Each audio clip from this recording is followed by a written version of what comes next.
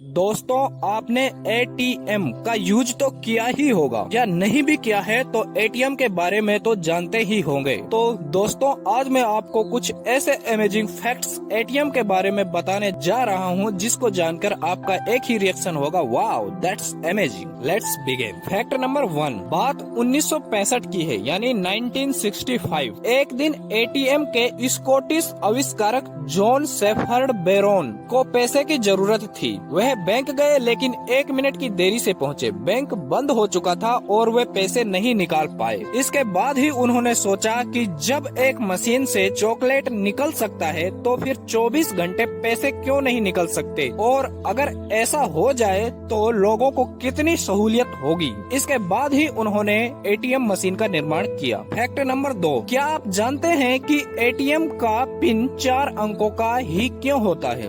John shepherd Barron पहले 6 digit के password रखना चाह रहे थे, लेकिन उनकी पत्नी की वजह से उन्हें यह विचार वापस लेना पड़ा, क्योंकि उनकी पत्नी ने कहा कि 6 डिजिट ज्यादा हैं और इसे लोग याद नहीं रख पाएंगे। इस कारण उन्होंने 4 डिजिट का एटीएम पिन बनाया। फैक्ट नंबर 3, कैश निकालने वाला पहला एटीएम 27 जून 1967 को लंदन के बारक्लेज बैंक में लगाया गया था। भारत में पहली बार एटीएम सर्विस की शुरुआत 1987 में हुई थी, जब HSBC ने इस मशीन को मुंबई में लगाया था। फैक्ट नंबर 4, दुनिया का सबसे ऊंचा एटीएम पहले नाथुला में था, जिसकी ऊंचाई 14,300 फीट थी। हाल में ही पाकिस्तान में खुंजराब के पास में नेशनल बैंक ऑफ पाकिस्तान ने 15,397 फीट की ऊंचाई पर एटीएम स्थापित किया है। फैक्ट नंबर 5, कोची में तैरने वाला एटीएम लगाया गया था। यह machine state bank of India ने लगाई थी। इसकी owner Kerala speaking and inland